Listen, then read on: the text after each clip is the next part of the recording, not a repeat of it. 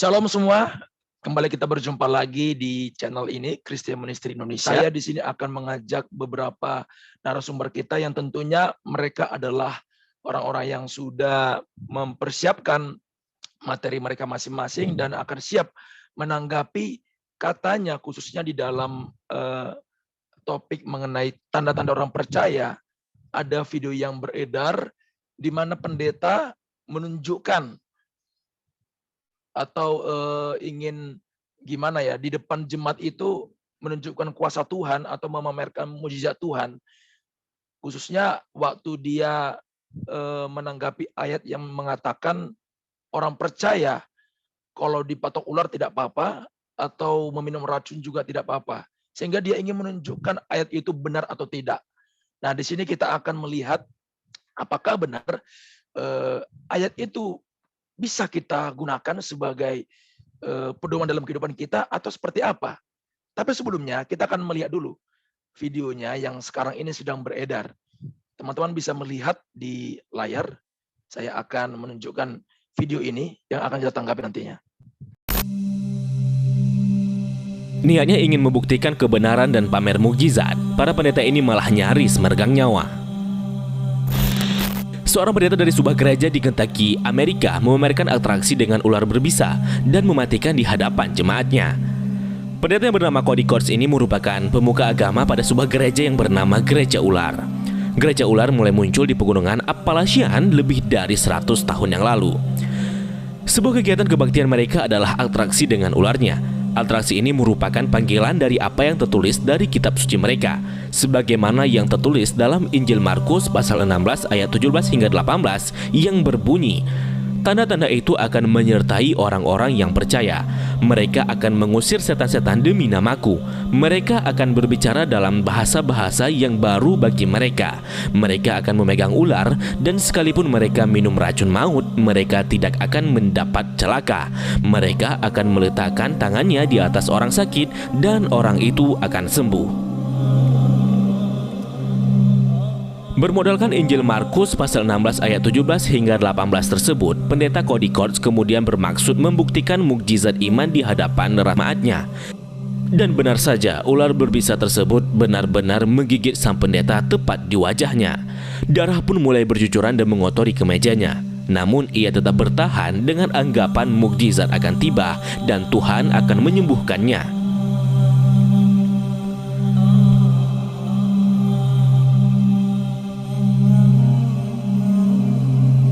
Jemaat pun mulai panik, sang pendeta juga mulai tumbang. Ia berjalan ke kamar mandi dan kata-kata terakhir yang ia katakan adalah, "Wajahku terasa seperti terbakar." Sepertinya mukjizat tersebut tidak bekerja dengan baik, sehingga pendeta Cody kemudian langsung dievakuasi dan dibawa ke rumah sakit. Kini sang pendeta harus menjalani perawatan intensif di rumah sakit. Sepertinya dia sekarang harus mulai mengevaluasi kembali kehidupan dan imannya setelah.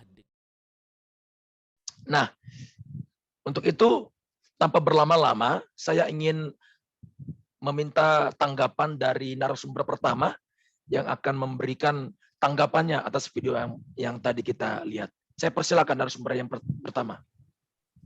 Iya, kalau kita melihat video tadi, maka mungkin muncul pertanyaan, berarti nggak berlaku dong apa yang tertulis dalam Markus 16 ayat 17 sampai 18. Karena buktinya pendeta tersebut hampir mati gitu ya, karena ditok ular gitu ya. Nah, coba kita baca dulu ayatnya. Markus 16 ayat 17 sampai yang ke-18. Tanda-tanda ini akan menyertai orang-orang yang percaya. Mereka akan mengusir setan-setan demi namaku. Mereka akan berbicara dalam bahasa-bahasa yang baru bagi mereka. Mereka akan memegang ular, dan sekalipun mereka minum racun maut, mereka tidak akan mendapat celaka. Mereka akan meletakkan tangannya atas orang sakit, dan orang itu akan sembuh. Nah, yang pertama yang perlu kita ketahui, kepada siapa ayat ini ditunjukkan. Nah, kan itu yang menjadi sesuatu yang penting yang harus kita ketahui. Nah, teman-teman, tanda kalau di dalam bahasa Yunani itu kan semeia gitu ya. Nah, tanda yang dalam Alkitab ini, dalam Markus 16 ayat 17 sampai 18 ini, yang pertama ditujukan untuk para rasul atau para murid. Karena dalam perikopnya saja dikatakan Yesus beberapa kali menampakkan diri dan mengutus murid-muridnya. Yesus terangkat ke surga. Jadi tanda-tanda ini ditujukan kepada para rasul atau para murid gitu ya. Kemudian yang kedua, ini juga ditunjukkan kepada orang-orang percaya yang terlibat dalam pemberitaan Injil. Sekalipun dia mungkin bukan seorang rasul. Contoh misalnya, kita buka dalam Kisah Rasul 6 ayat yang ke-8. Kisah Rasul 6 ayat yang ke-8 dikatakan begini, dan Stefanus yang penuh dengan karunia dan kuasa mengadakan mujizat-mujizat dan tanda-tanda di antara orang banyak gitu ya. Tanda-tanda, ada kata tanda-tanda. Nah, itu sama artinya dalam bahasa Yunani semeia. Nah, jadi ditujukan juga kepada orang percaya yang terlibat dalam pemberitaan Injil. Sekalipun Stefanus ini bukan rasul gitu ya. Nah, tanda-tanda ini, tanda-tanda mujizat yang dilakukan oleh Stefanus gitu untuk mengkonfirmasi gitu ya. Mengkonfirmasi pesan Tuhan. Kemudian ditunjukkan kepada siapa lagi? Kalau tadi sudah kepada para rasul, para murid, orang percaya, ditujukan kepada orang yang tidak percaya. Loh, kok bisa? Kan ayatnya dibilang tadi, tanda-tanda ini akan menyertai orang percaya. Nah, tapi kan ditujukan kepada siapa? Kepada orang yang dia percaya. Coba kita buka dalam Kisah Rasul 8, ayat yang ke-6.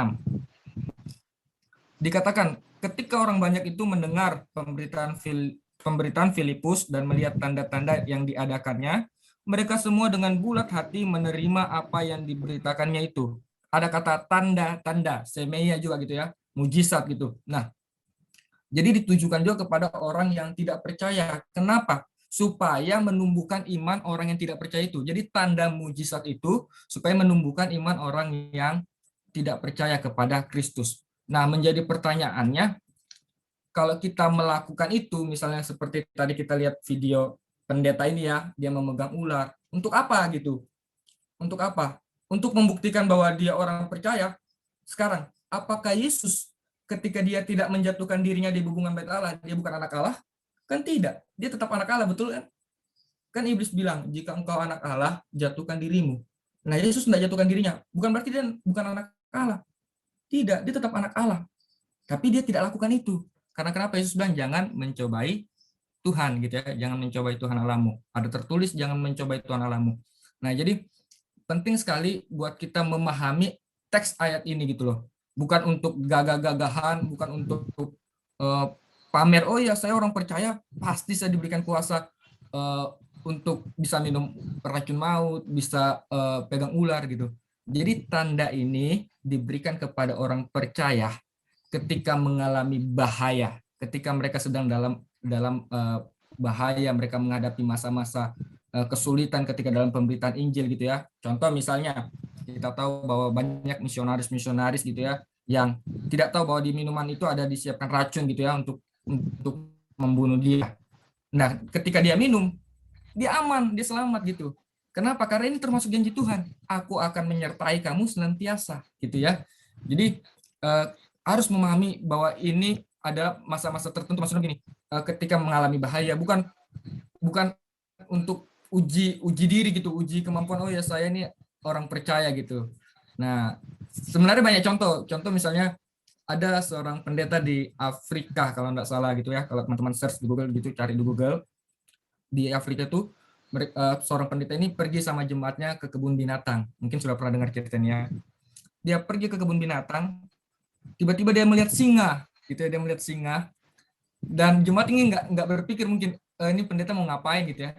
Pendeta ini berdoa di dekat kandang singa itu, tiba-tiba menjatuhkan dirinya.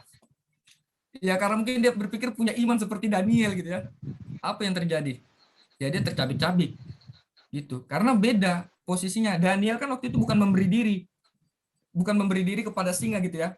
Dia dibawa ke singa, sedangkan pendeta ini memberi dirinya kepada singa kan gitu. Untuk apa gitu ya? Iya. Nah, seperti itu. Oke, dari saya gitu mungkin. Ya, terima kasih buat narasumber satu. Kalau bisa saya ambil sedikit dari pemaparan yang disampaikan bahwa artinya ayat ini nggak boleh kita gunakan secara sengaja gitu ya. Tapi memang kita nggak tahu situasi yang terjadi sama kita sehingga nggak ada indikasi bahwa saya mau menunjukkan begitu ya, menunjukkan kuasa Tuhan secara sengaja. Tapi kalau lain ceritanya ada situasi orang yang mau mencelakakan kita, atau tiba-tiba ada seekor ular yang mematok kita, yang mungkin bisa ayat ini berlaku bagi orang-orang percaya maupun misionaris. Begitu kira-kira ya? Iya. Terima kasih narasumber 1. Sekarang kita akan berpindah ke narasumber 2. Mungkin ada pendapat lain atau mungkin ada tanggapan yang mau ditambahkan dari video tadi. Silakan narasumber 2. Ya, saya setuju dengan apa yang diungkapkan oleh narasumber 1 begitu ya. Tapi ada satu kisah menarik dalam Kisah Para Rasul 28 ayat yang pertama sampai yang ke-6. Ini adalah kisah tentang Rasul Paulus di Pulau Malta. Saya bacakan, setelah kami tiba dengan selamat di pantai, mungkin saya ulang ya. Kisah Para Rasul 28 ayat yang ke-6. Setelah kami tiba dengan selamat di pantai, barulah kami tahu bahwa daratan itu adalah Pulau Malta. Penduduk pulau itu sangat ramah terhadap kami. Mereka menyalakan api besar dan mengajak kami semua ke situ karena telah mulai hujan dan hawanya dingin. Ketika Paulus memungut seberkas ranting-ranting dan meletakkannya di atas api, keluarlah seekor ular beludak karena panasnya api itu, lalu menggigit tangannya. Ketika orang-orang itu melihat ular itu terpaut pada tangan Paulus, mereka berkata seorang kepada yang lain, "Orang ini sudah pasti seorang pembunuh, sebab meskipun ia telah luput dari laut, ia tidak dibiarkan hidup oleh Dewi Keadilan." Tetapi Paulus mengibaskan ular itu ke dalam api dan ia sama sekali tidak menderita sesuatu.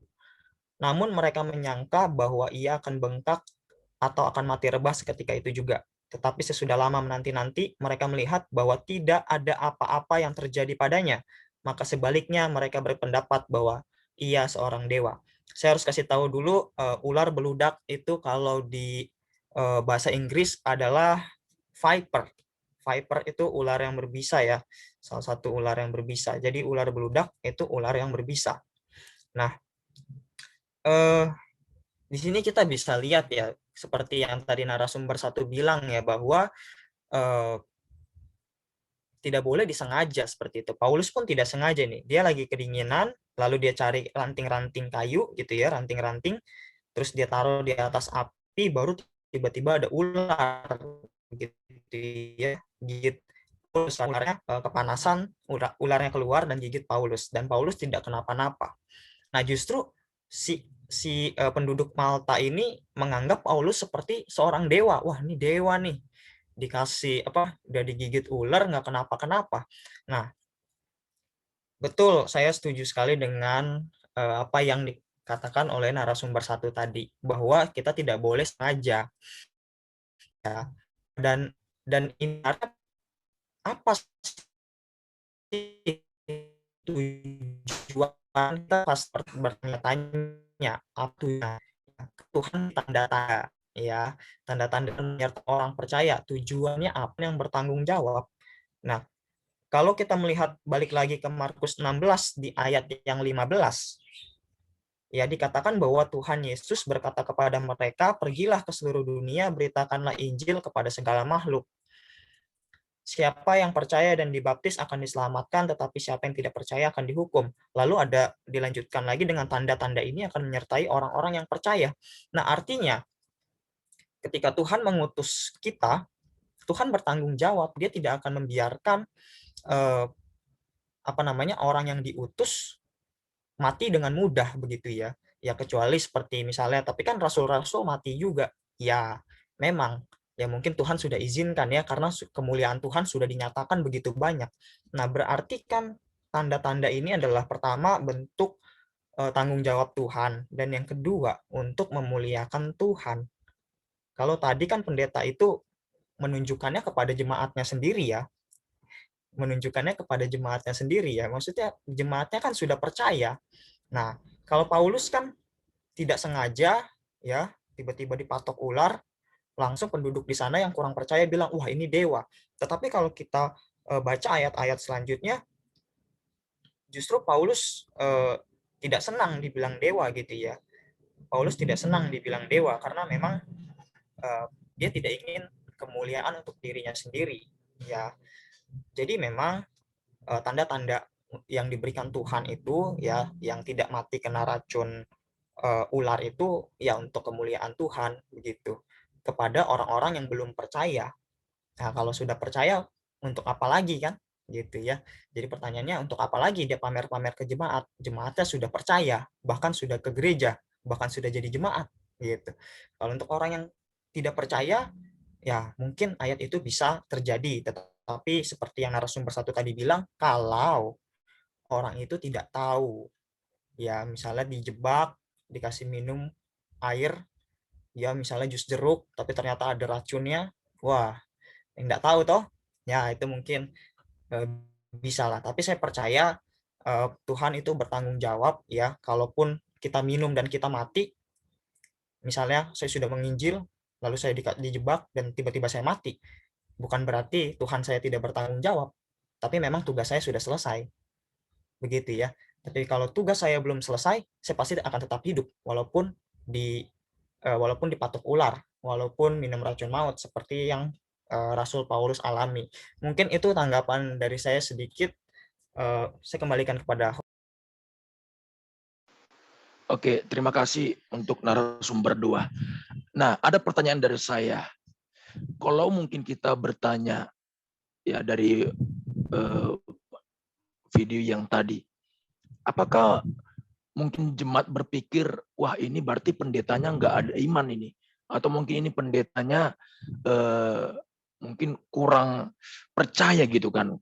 Karena saya juga pernah mengingat ya ada statement begini, khususnya dalam Alkitab juga, kalau kita nggak mengimani, nggak mempercayai suatu ayat firman Tuhan, maka akan terjadi seperti apa yang kita imani.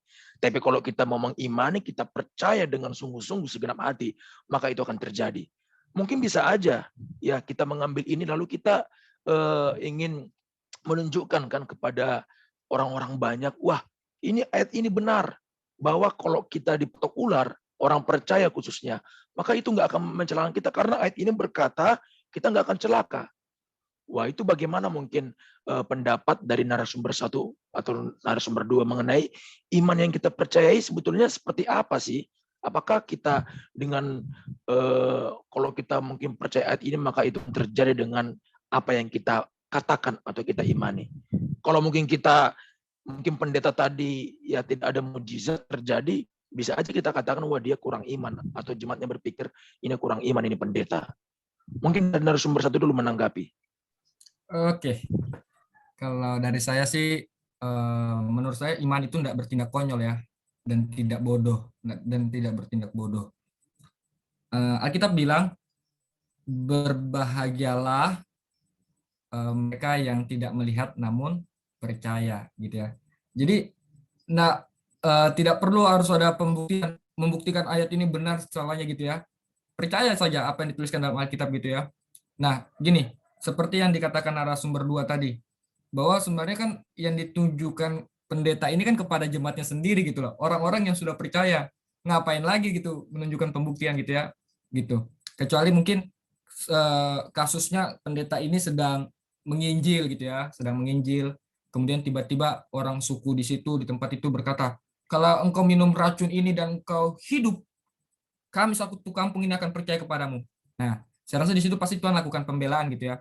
Kalau bukan berdasarkan kehendak pribadi pendeta ini gitu. Jadi kalau misalnya kita lakukan sesuatu untuk membuktikan kebenaran firman Tuhan ini gitu ya, seperti minum racun maut gitu ya, terus pegang ular gitu ya, untuk membuktikan kebenaran firman ini dengan tindakan kita yang ceroboh gitu, atau dengan paksaan dalam tanda kutip paksaan orang-orang percaya di sekitar kita, maka saya rasa Tuhan tidak akan lakukan pembelaan gitu loh. Tuhan tidak akan lakukan pembelaan karena mereka sudah percaya, kita pun sudah percaya. Ngapain lagi kita mau buktikan gitu loh. Seperti saya bilang tadi, bahwa Yesus pun tahu kalaupun misalnya dia jatuhkan dirinya itu hanya iblis itu supaya menjatuhkan Yesus gitu loh. Sekalipun iblis dengan sebuah ayat gitu ya, bukan keadaan tertulis gitu kan, malaikat-malaikatnya akan dikirim bla bla bla segala macam gitu ya. Iblis menggunakan ayat-ayat juga gitu ya.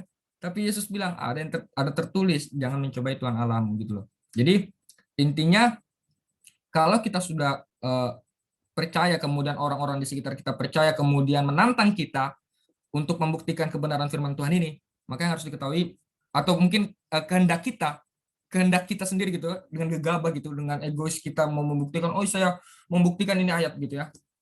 Makanya saya bilang Tuhan tidak akan lakukan pembelaan di situ. Beda halnya dengan iman seperti ini. Ada satu kasus gitu ya, satu contoh di Mesir gitu. Ini kisah nyata, teman-teman mungkin pernah dengar bahwa ada yang berkata, buktikan ayat yang mengatakan iman sebesar biji sesawi dapat memindahkan gunung. Wah, ini kan tantangan yang berat gitu ya. Karena kita bicara tentang iman gitu ya. Dan mereka akhirnya berpuasa. Mereka berdoa rame-rame gitu. Karena kalau tidak pindah tuh gunung, katanya mereka semua pengikut Kristus akan mati. Akan dibunuh. Karena ayat yang di dalam Alkitab tidak terbukti benar gitu kan. Dan faktanya, Tuhan lakukan mujizat. Tuhan lakukan mujizat, gunung itu pindah. Di sisi lain kalau kita melihat cerita ini, bukan berarti berarti doa mereka berkuasa gitu. Bukan hanya itu, tapi intinya Tuhan melakukan pembelaan atas namanya gitu ya. Gitu. Jadi Tuhan pasti melakukan pembelaan di waktu yang tepat. Nah, itu aja dari saya. Mungkin tambahan dari narasumber 2. Ya, silakan narasumber 2. Iya. Satu kata dari satu kalimat quotes ya dari pendeta yang sering pendeta bilang gitu ya, lebih dari satu pendeta yang pernah ngomong ini bilang iman yang benar memindahkan gunung ya, tapi iman bisa memindahkan gunung, iman yang benar tetap percaya walaupun gunung tidak pindah begitu ya. Nah, tapi saya bisa ambil contoh ya. Ini di 1 Raja-Raja 18 mengenai kisah Elia. Sebenarnya ini kisah yang kisah yang cukup terkenal ya. Kita bisa lihat di dalam 1 Raja-Raja 18 ayat yang pertama, dan sesudah beberapa lama datanglah firman Tuhan kepada Elia dalam tahun yang ketiga, pergilah perlihatkanlah dirimu kepada Ahab, sebab aku hendak memberi hujan ke atas bumi. Nah, perintah Tuhan hanya supaya Elia pergi kepada Ahab ya, supaya sampaikan kalau Tuhan akan menurunkan hujan ke atas bumi. Ya. Namun pada prakteknya Elia bukan cuma bilang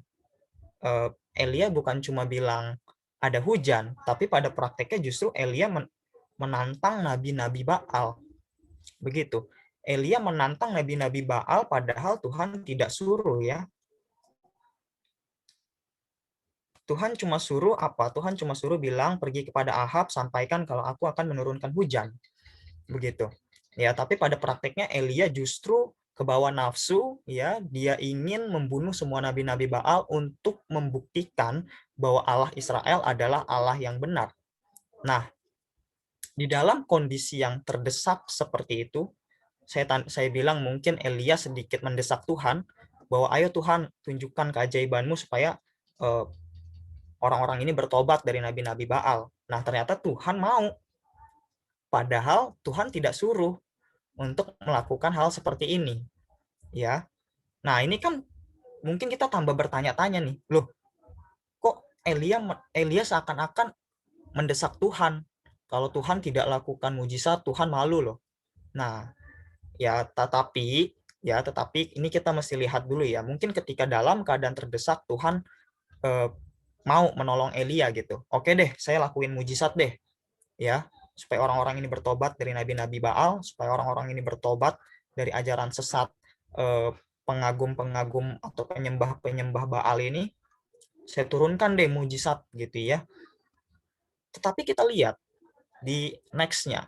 Ya, di next-nya justru si Elia diancam sama Isabel, malah lari ketakutan. Ya. Malah dia bilang dia mau mati.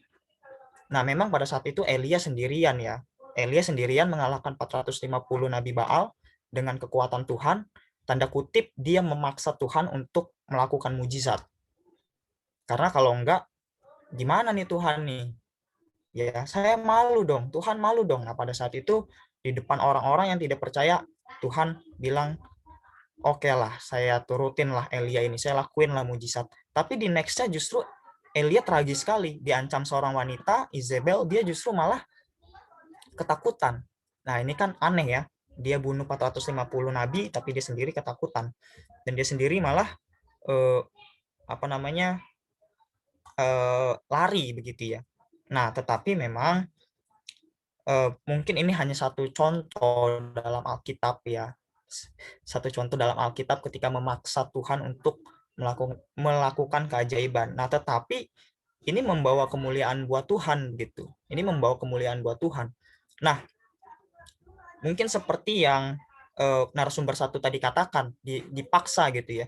Ayo, kalau ini bisa nih, ya, kalau ini bisa nih apa racun ini kamu minum dan kamu selamat, saya percaya satu kampung sama Injil. Wah, itu ternyata ada contohnya di dalam Alkitab, begitu. Memang di dalam Alkitab Elia yang berinisiatif. Elia yang berinisiatif untuk melakukan itu. Ya, tetapi kalau misalnya ada kasus-kasus seperti itu dipaksa gitu ya, saya pikir bisa saja Tuhan menunjukkan kuasanya begitu. Dan kalau misalnya Tuhan tidak tolong pun, ya kita akan tetap bersama-sama dengan Tuhan di sorga begitu ya. Atau mungkin kita mati gitu ya. Kita mati karena minum racun itu yang tadi disuruh itu sama orang-orang. Kita mati misalnya.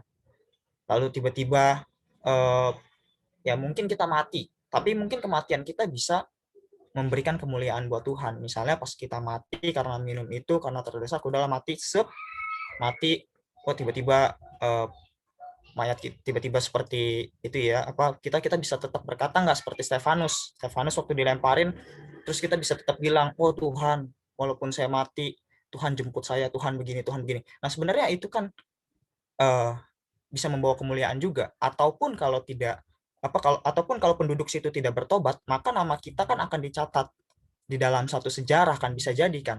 Nah, itu kan ujung-ujungnya membawa kemuliaan buat Tuhan juga. Nah, jadi apapun cara Tuhan, intinya kita cuma alat. Kalaupun kita mati, maka pasti ada rencana di balik kematian itu. Entah dicatat dalam sejarah kah, wah ada satu pendeta, dia mati karena disuruh racun ular. Walaupun dia mati, tapi waktu dia mati dia bilang, Tuhan aku tetap berdoa untuk suku ini supaya suku ini selamat. Wah itu keren, dicatat di buku sejarah, dipelajarin di sekolah teologi, dibaca orang-orang. Itu kan mempermuliakan juga, benar ya. Jadi apapun sebenarnya kita ini cuma alat begitu ya. Alat nggak bisa maksa Tuhan. Tuhan pokoknya saya harus tetap hidup. Ya kalaupun kamu mati, tapi kamu bisa mempermuliakan Tuhan, dicatat dalam buku sejarah kematianmu, kematian yang memberkati, saya pikir itu bisa dikenang sepanjang masa dan walaupun kita mati ya tetap mempermuliakan nama Tuhan. Sepertinya saya tidak masalah kalau mati dengan cara seperti itu ya. Rafael atau narasumber 2 di dalam YouTube Christian Ministry diutus dan dia mati, lalu ketika dia mati dia tetap mendoakan suku itu. Dan ternyata waktu dia mati dan dia berdoa bagi suku itu, ada yang dijamah ternyata. Wah, dan yang dijamah itu bikin buku. Wah, dibaca di sekolah-sekolah teologi, masuk dalam pelajaran misiologi, dipelajari oleh yang lain-lain. Waduh, itu jadi kemuliaan juga. Kan Tuhan bisa pakai berbagai macam cara. Jadi jangan berpikiran, saya agak lama ya. Jadi jangan berpikiran ini sempit begitu. Kalau mati tidak mempermuliakan Tuhan. Kalau mati Injil salah. Tunggu dulu bos. Cara Tuhan banyak. Tuhan itu kreatif. Gitu. Ya, jadi kalaupun kamu mati, tapi kematianmu dicatat di dalam sejarah, kamu tetap mempermuliakan Tuhan. Stefanus juga mati, tapi dicatat dalam sejarah. Terus Paulus mati, Petrus mati, Yohanes juga mati. Rasul-rasul matinya mengenaskan semua, tapi dicatat dalam sejarah. Bukan berarti Tuhan tidak sertai mereka, tapi justru kematian mereka itulah yang menjadi sejarah di mana kita bisa melihat bahwa bahkan lewat kematian pun nama Tuhan bisa dipermuliakan. Sepertinya kita harus mengganti mindset kita. Mati bukan berarti kekalahan Tuhan, tapi mati adalah cara lain Tuhan menang. Seperti itu mungkin. Host. Oke, terima kasih narasumber 2 dan juga buat narasumber 1. Kita sudah banyak ya mendapat tanggapan-tanggapan langsung dari sudut pandang Alkitab. Kita kembali ke Alkitab kita, melihat konteks dan relevansinya dengan zaman sekarang ini. Nah, penutupnya saya persilakan mungkin narasumber 1 maupun 2, apa kira-kira kesimpulan ya, baik untuk kita yang sedang menonton, ada mungkin di sini jemaat-jemaat ya, atau orang-orang percaya, hamba-hamba Tuhan. Kira-kira apa yang bisa narasumber 1 dan 2 simpulkan supaya bisa secara praktis dimengerti begitu. Silakan dulu narasumber pertama. Oke, jadi kesimpulan dari pembahasan kita pada hari ini, menurut saya ayat Markus 16 ayat 17 sampai 18 ini masih relevan, masih berlaku dan dapat dialami oleh anak-anak Tuhan pada saat dibutuhkan. Ini sebagai bentuk pertolongan dan penyertaan Tuhan gitu ya. Jadi kalau misalnya dibilang di mana penyertaan Tuhan gitu ya saat kita melayani, ya kita buktikan dari ayat ini juga ketika kita disediakan racun maut, kita nak mati, itu salah satu bentuk penyertaan Tuhan. Bahkan kalaupun mati, nah seperti yang Bang Rafael tadi, kalaupun kita mati karena pemberitaan firman Tuhan loh, bukan karena kebodohan kita ya.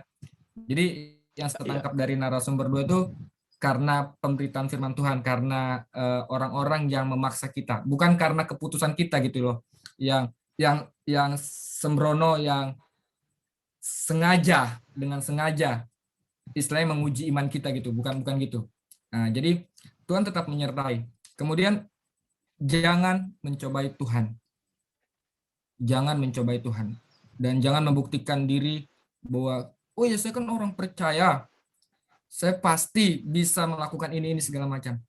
Kalau tujuannya tidak mempermuliakan Tuhan, maka Tuhan tidak akan membela itu. Maka Tuhan tidak akan lakukan mujizat di situ. Jadi intinya ketika kita lakukan itu untuk kemuliaan Tuhan, maka Tuhan berperkara di situ. Tuhan pasti akan menolong kita. Nah, itu aja. Thank you. Oke, terima kasih narasumber 1. Saya persilakan narasumber 2 memberikan kesimpulannya. Ya, kesimpulan dari saya adalah kita ini cuma alat, begitu ya. Kita cuma alat, dan tetapi selain alat kita juga anak, begitu ya. Jadi kalaupun kita kan nurut sama Tuhan, gitu. Jadi memang menurut saya ada bagian Tuhan dan ada bagian manusia. Bagian kita adalah melaksanakan kehendak Tuhan, yaitu menginjil, mengasihi dan segala sesuatu yang tertulis dalam Alkitab. Nah, bagian Tuhan adalah menyertai kita, memperlengkapi kita, melindungi kita, bertanggung jawab atas hidup kita sampai waktunya selesai, gitu ya. Nah, jadi kesimpulannya adalah anak-anak Tuhan yang bertanggung jawab adalah ketika ia melakukan kehendak Bapaknya, dan Bapa yang bertanggung jawab adalah ketika ia menyertai, memperlengkapi, termasuk dengan tanda-tanda tadi kepada anak-anaknya, sampai waktu anaknya selesai. Kalau waktunya sudah selesai, dipanggil Tuhan dengan cara apapun, harus siap, gitu ya. Entah dipanggil Tuhan dengan cara kematian tragis, ya memang harus siap, gitu ya. Intinya adalah mati dengan cara apapun, yang penting dijemput sama Tuhan, begitu ya. Jangan sampai matinya aman, yang jemput loh kok malaikat maut gitu ya, yang jemput harus Tuhan Yesus, begitu ya. Nah, intinya kita cuma alat, harus taat pada kuasa yang berdaulat, yaitu Tuhan. Nah, yang paling penting adalah kalaupun mati dengan cara yang tragis, saya percaya itu cara Tuhan yang lain untuk mempermuliakan namanya, begitu. Ya, mungkin dari saya itu saja. Saya kembalikan pada host. Oke, wow, luar biasa ya. Dari apa yang kita bahas hari ini, sangat mendapat banyak. Saya sendiri juga mendapat berkat khususnya dalam menanggapi isu-isu mengenai ayat-ayat Alkitab katanya bohong, katanya tidak bisa dilakukan oleh kita orang percaya gitu. Ternyata dari yang kita dengarkan tadi oleh narasumber, wow, kita harus melihat apa situasinya, apa tujuan kita melakukan mujizat atau melakukan pemberitaan firman Tuhan, apakah untuk memuliakan Tuhan atau tidak. Dan saya juga mendapat kalau kita mati, ya kita nggak usah takut mungkin malu sama manusia, asalkan kita dalam situasi sedang melakukan pekerjaan Tuhan, maka kita nggak usah takut untuk mati. Kalau udah saatnya dipanggil Tuhan, ya mau minum racun apapun, ya pasti kita akan dipanggil Tuhan.